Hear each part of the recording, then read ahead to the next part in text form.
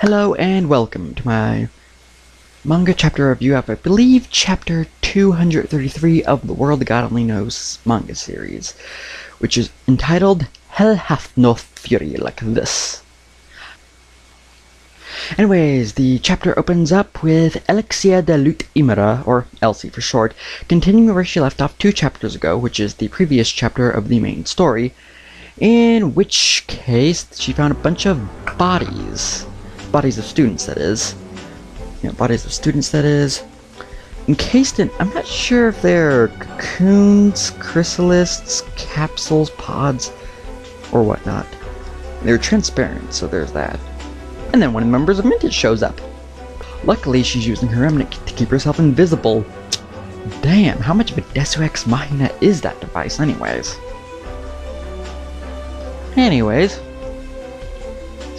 Then we see a conversation between said Vintage member and that one girl who's ranked number 1 in popularity polls. I completely forgot what the hell her name is, so sorry.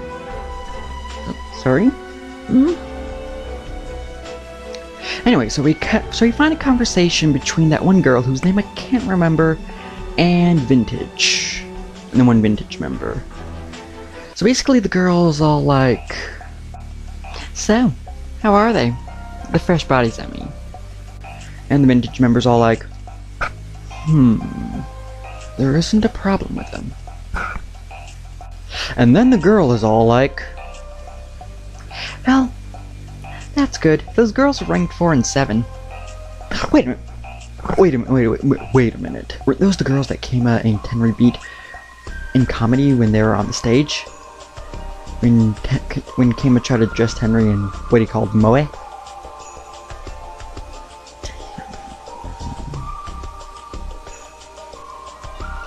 By the way, wouldn't leaving the bodies in a place like this cause you some trouble later on down the road?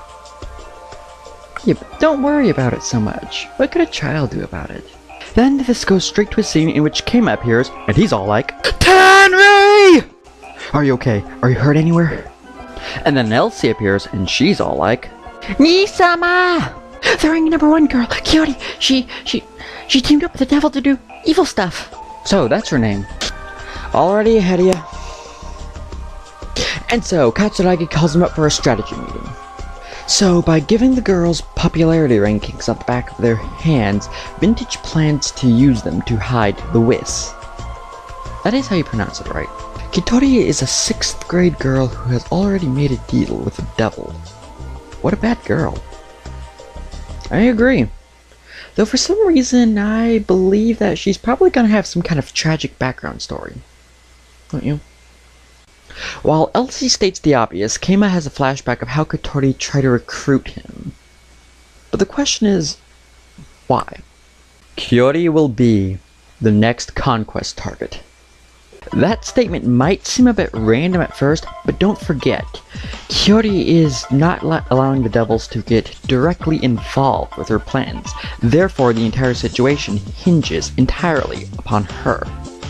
And it's because that the situation depends entirely on her that Kama has decided to take advantage of this.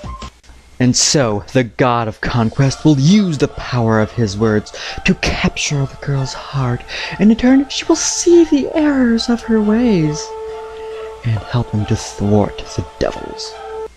Or, at least, that's how Kama sees it.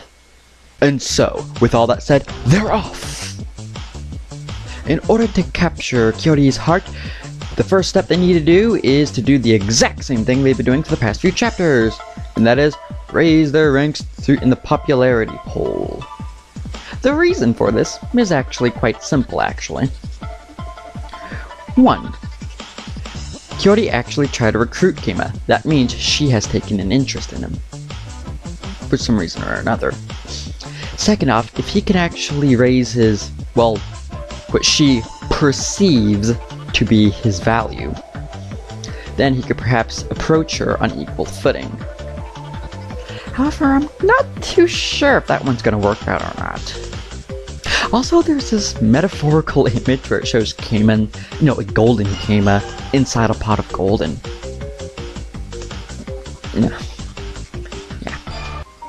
Keima then proceeds to ask Tenri to help him one last time, with of course the promise that he would help her hide afterwards.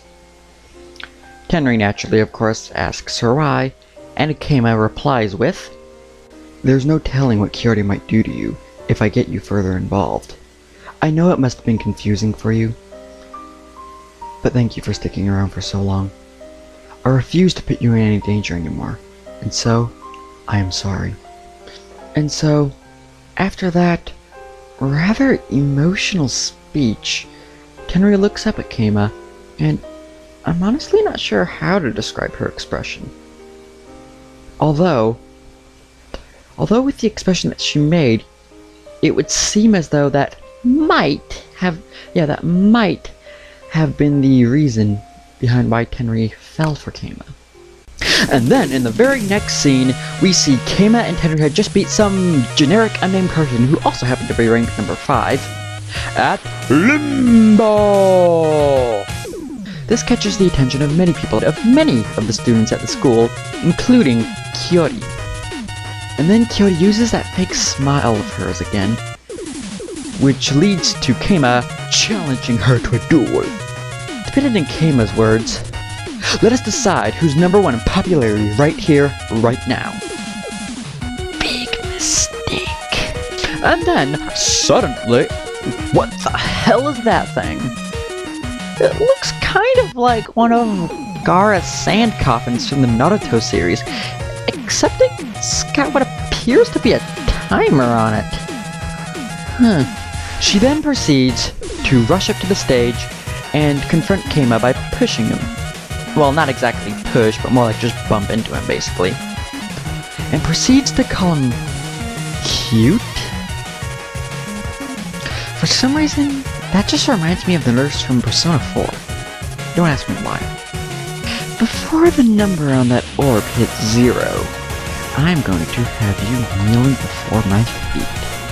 Then there is a caption which reads something along the lines of, "Keima and Kyori, 2 clever minds in an epic clash. One tried to outsmart the other." And thus the chapter ends there. Well, this chapter really does fit into the grand scheme of things in the World God Only Knows manga series. But then again, which chapter doesn't? I think I'm gonna rate the chapter an 8 out of 10. Yeah. An 8 out of 10. It advances the plot well. It actually shows a hint at character development, brings us a new conquest target, and on top of that, it's the world God only knows, so anyways, hope you enjoyed this review, and until next time, everyone, gotcha.